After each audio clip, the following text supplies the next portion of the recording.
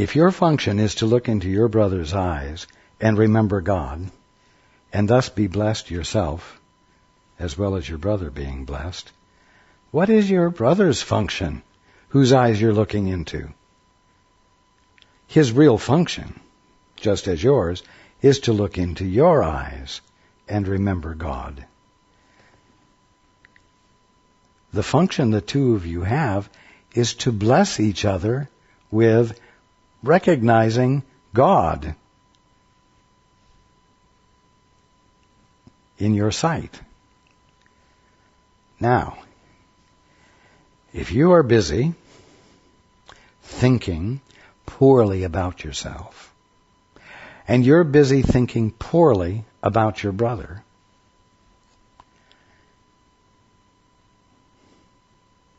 and let's say downright awfully about your brother, what if your brother is standing there looking at you and actually remembering God? And you're sitting there or standing there looking, not remembering God, but thinking awfully about him or her. Are you not standing in a position of condemnation toward your brother? Judgment? And if you are intent upon validating your perception of him, are you going to be anywhere near willing to value the "oh, wow" that comes out of his mouth because he's seeing God where you are? Are you going to be able to accept the wonderful exclamations of the truth about you that he or she is seeing as you're sitting there with your awful thoughts about him, which you feel fully justified in having? Is it anywhere within your capacity at that moment to see the slightest glimmer of a possibility that this awfully considered one might have of the truth about you, and that you could be standing at that moment in receipt of a blessing that would turn your head around and change your life? Is there even the slightest capacity to see the smallest glimmer of love that might be coming from there? Or is your awful thought about him one that says, impossible?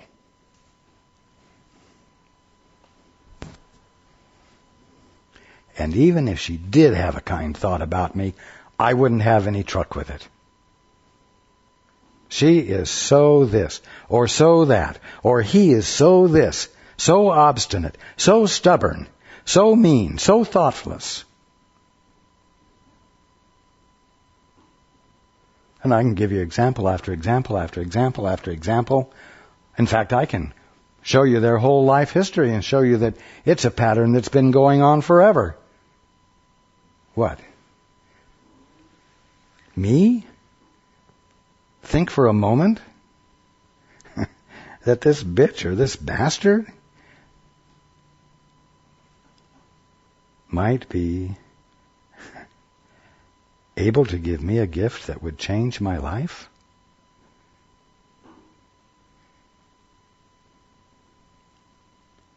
Because of what they truly are?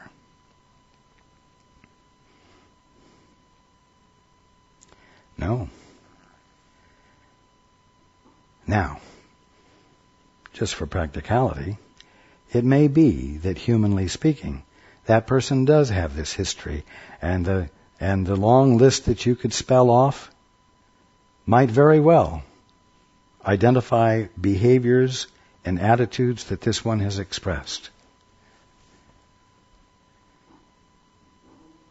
Oh, Miss Perfect so-and-so, you who can provide the list. Are you really so perfect? Are you not standing there with self-righteous, arrogant, awful, judgmental thoughts about that person? Does that embody good character? Does your behavior reflect a worthiness that comes from anywhere other than a great smallness of mind? Do you not need someone to look at you, no matter who it might be, and see God there? And be able to reflect back to you your holiness? So that you might let go of your awful thoughts about yourself? And do they not, even in the midst of their bad behavior, need someone to recognize that their bad behavior doesn't identify them, and that their bad thoughts or unintelligent thoughts or incoherent thoughts don't identify what they really are? Do they not deserve someone who's willing to look beyond them? Because in order for there to be any awful definition there has to be something real there that's been covered up by their own awful thoughts and the awful thoughts of others just like you.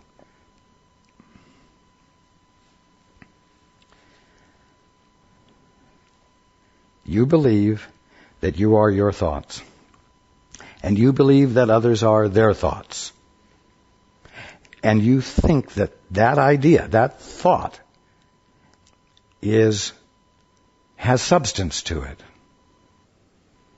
You think that it is absolutely dependable.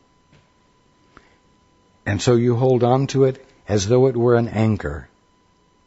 You anchor yourself in the thought, when you need to be anchoring yourself in the mind in which the thought was occurring.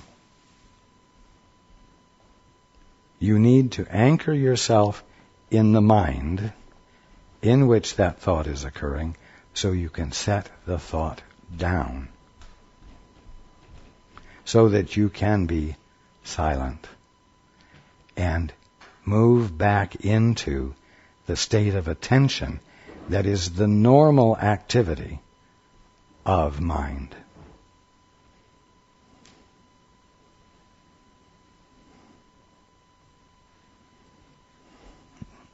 Now,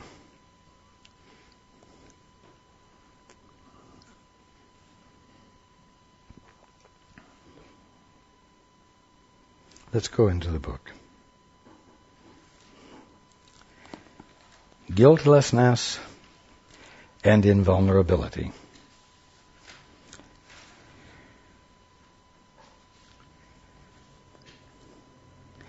If you did not feel guilty, you could not attack. For condemnation is the root of attack. It is the judgment of one mind by another as unworthy of love and deserving of punishment.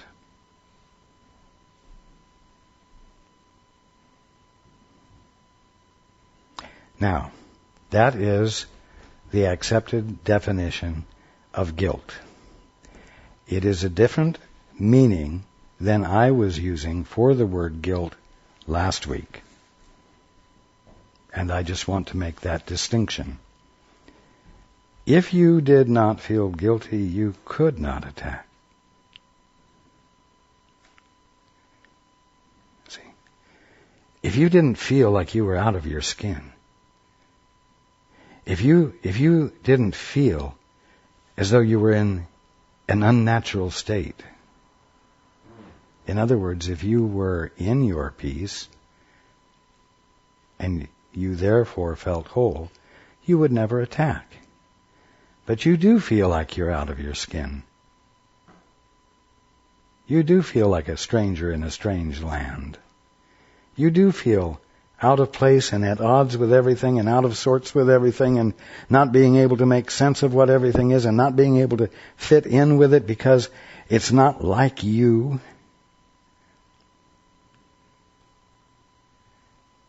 And so you feel at a loss. Constantly at a loss in one way or another, to one degree or another. I wonder why. Well, do you suppose it might be because at some point you said, Father, I'd rather see it my way. Father, I would rather do it my way. Father, I want a divorce. I want to cut off communication with you for a while and explore my capacities on my own.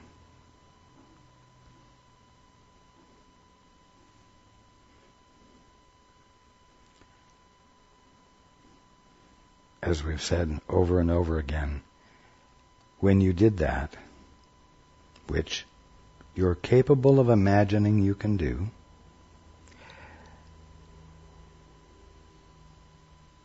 you put yourself in a position of forgetting your source because you pushed the awareness of your source, your Father, out somewhere in the back 40 of your mind. And you said, I'm just going to pay attention to the part of the infinity of my mind that's not behind me. That's not where I shoved all the things I don't want to look at. And this caused you to feel alone and isolated. Now, as I also said last week, when you deny part of yourself, you can't, it is something you cannot fully accomplish. You can ignore part of yourself, but you can't actually get rid of it. In that state of self-denial, and denying your Father is part of your denying yourself, you will feel the fact that you are trying to do something that is impossible, and that therefore your attempt is going to be a futile attempt, which means that it's unintelligent, or, we'll put it another way, stupid.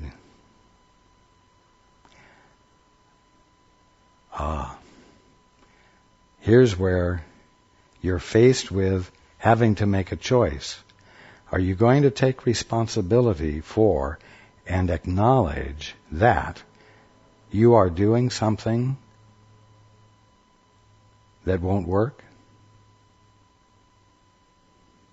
That you're doing something that is fundamentally wrong? And in the honesty of that acknowledgement, stay in your sanity? Or are you going to deny that you're misusing your mind?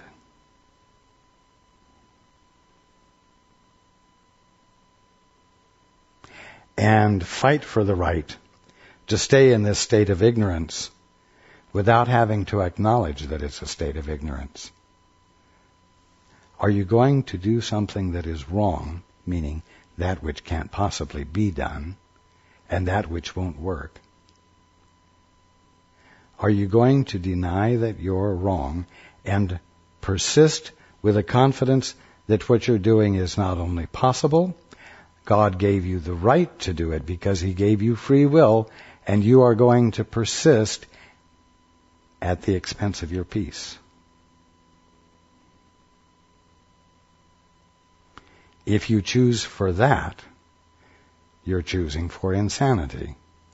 And because you will not be able to get rid of the discomfort, the dissonance of being at odds with that which you can't successfully be at odds with, you will have to account for the discomfort in some other way than owning it, which means you're going to have to account for it by disowning it.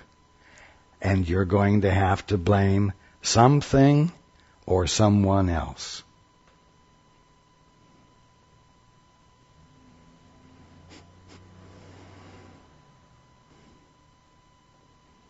You see?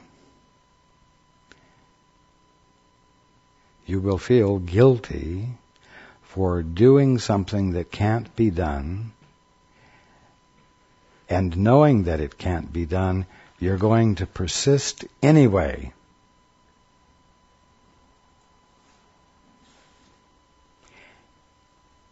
Now, if you're going to disown it and place it out there, it means that every time you look into your brother's eyes, you are not going to remember God. It isn't that you will forget to. It is that you have decided actually ahead of time that you're not going to let your brother look at you and remember God and let that have any effect on you. Why? Because if you did that, you would have to come back into your right mind and acknowledge, yes, I have chosen to do something that is impossible, and I know it's impossible, but I'm insisting on doing it anyway. I am doing something unintelligent. I am being stupid. You see? That's what would have to happen if you would let your brother look at you and remember God and bathe you in his clear awareness of you.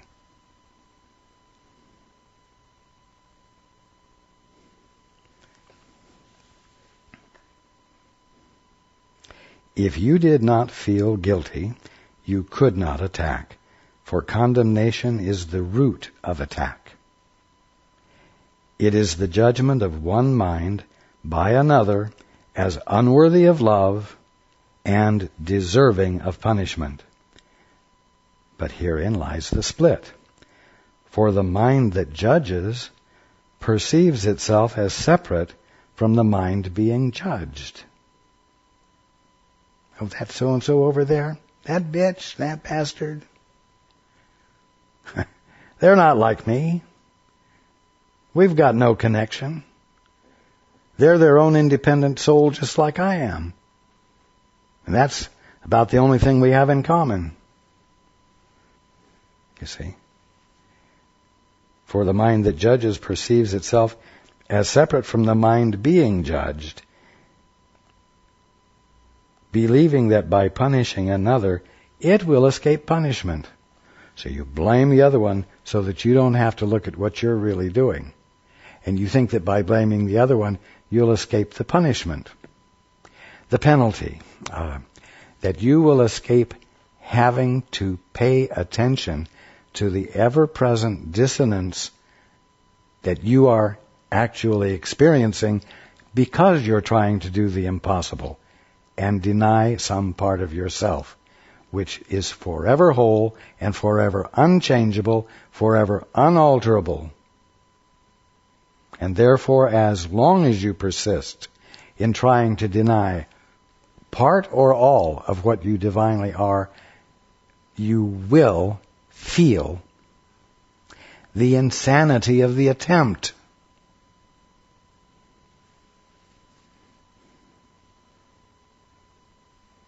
And so no matter how much you project it out and blame everyone else and everything else, the discomfort, the dissonance will not disappear. Why? because you haven't abandoned any of the thinking and let yourself sink back into the normal use of your mind, the normal function of your mind, which is not thinking at all, but is pure, unadulterated attentiveness, attention.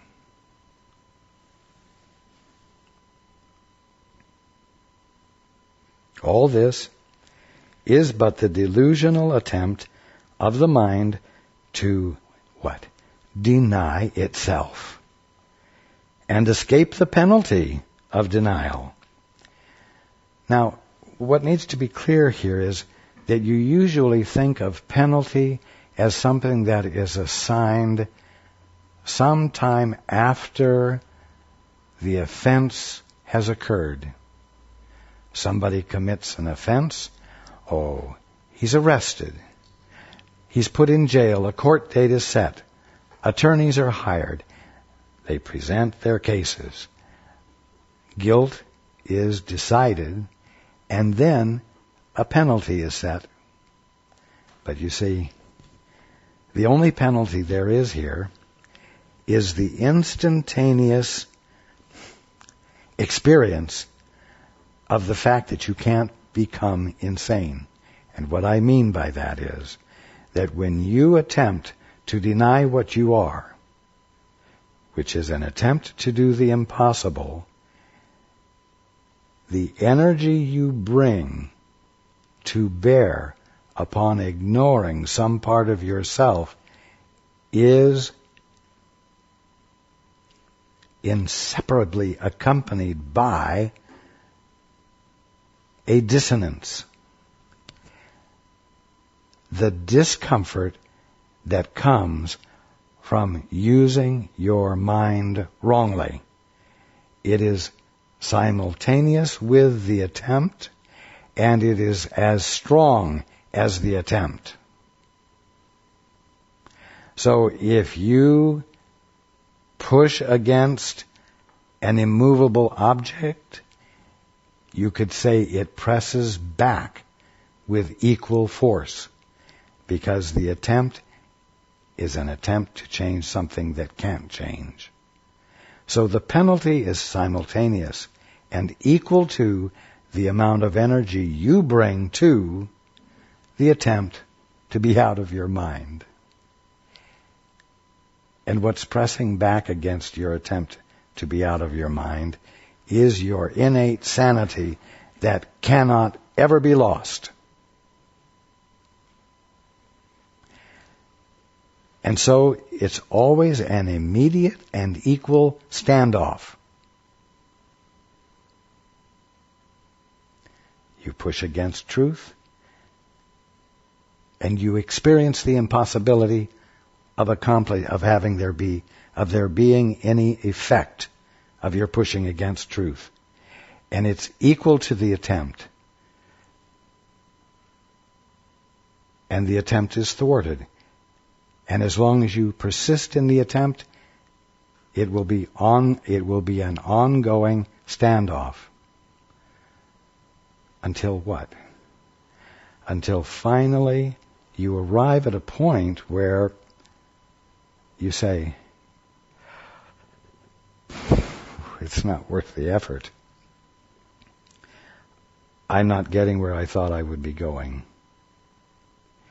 This is too hard.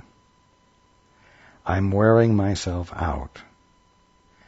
And you arrive at a point of giving up, pushing against the truth, or denying something that can't be gotten rid of.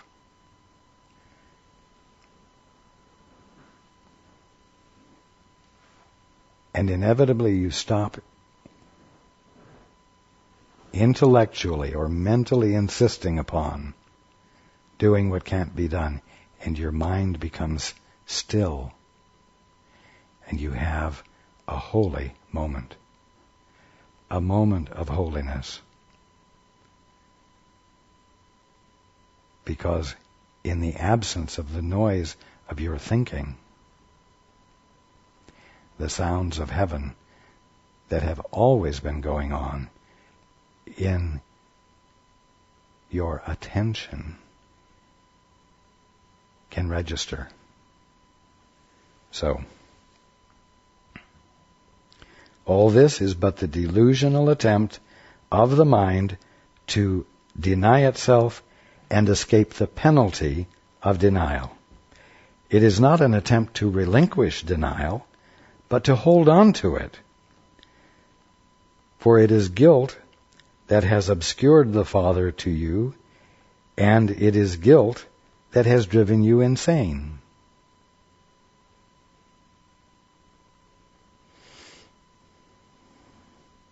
The acceptance of guilt into the mind of God's Son was the beginning of the separation, as the acceptance of the atonement is its end.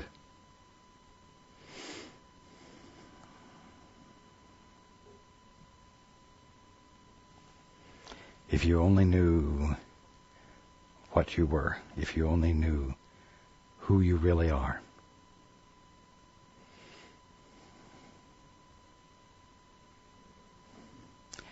And knowing who and what you are is what lies in store for you, awaiting your willingness to let it in. Because it's awesome. Right now, it is awesome. As you sit there, as you listen.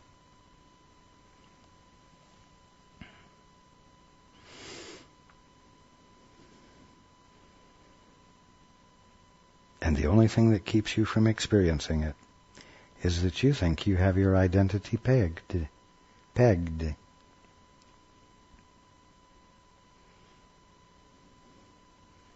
You think you've got it down. Why? Because you can explain it. And then, using other thoughts, you can justify your explanation. And on and on and on.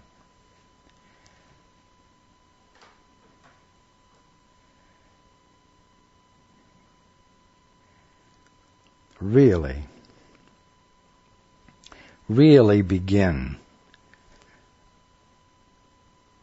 to devalue whatever definition of yourself you might be employing, whether it's one that's excellent or whether it's one that's awful. It doesn't matter.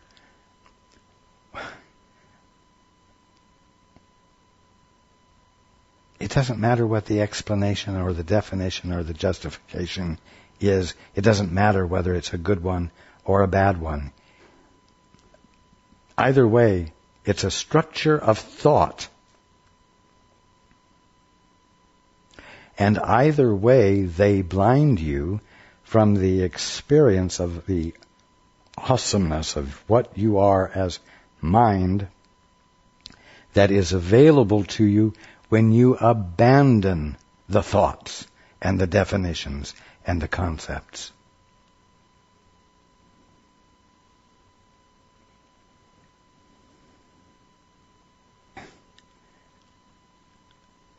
We're sort of narrowing down the situation into its fundamental simplicity.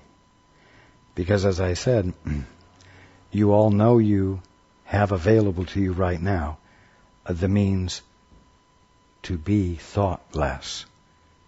You have the means. Even if it's only been momentary for you at times, you've had the experience of silence. Of being without thought, beyond thought, however you might want to put it. What you didn't know was that silence is the threshold of you coming back into your right mind. And that therefore it is of infinitely greater value than any thought you might fill your mind with.